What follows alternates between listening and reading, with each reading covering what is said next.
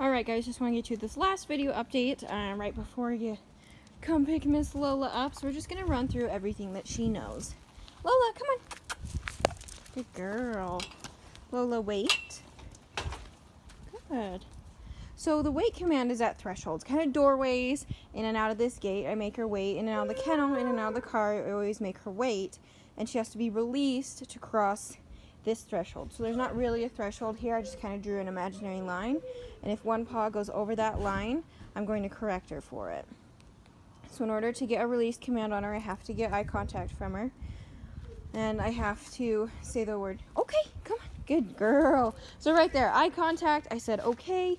And then I used my body language to kind of tell her that it's okay to cross that threshold. So that's how we got out of the fenced area there. And that's the same thing with the house. If you're going outside, if you're coming inside, you just want to make her wait. Lola, heel.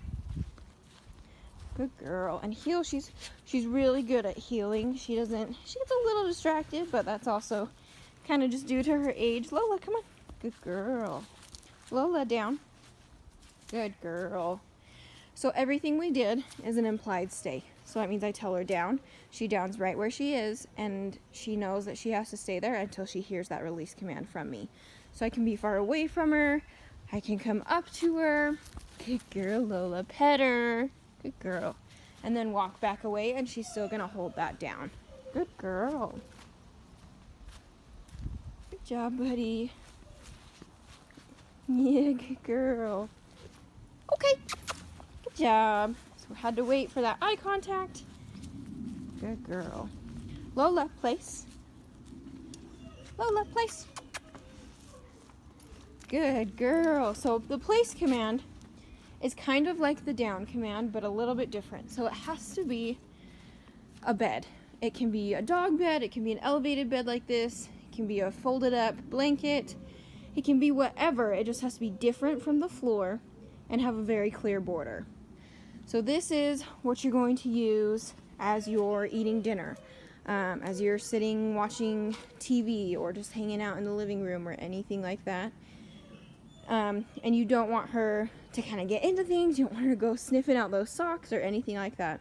You just tell her place. And she, again, this is an implied stay. She knows that she should stay there until further notice. So if one paw comes off that bed, I'm correcting her back onto it. And this is the same thing. I can go away from her. I can even go out of sight.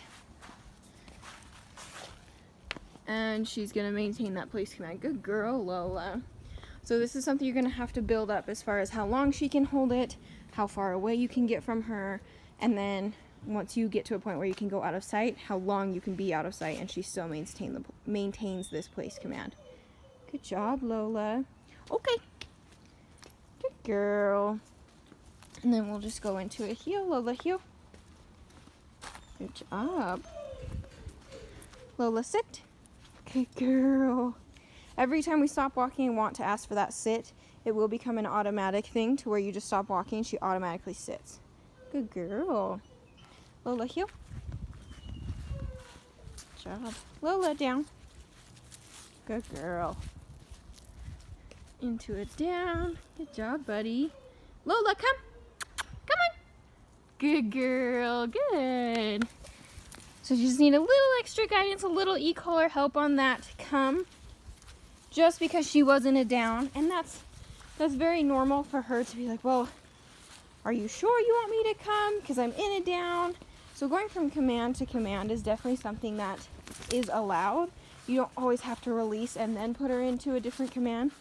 But it does bring a little bit of confusion sometimes. Lola, sit. Sit. Good girl.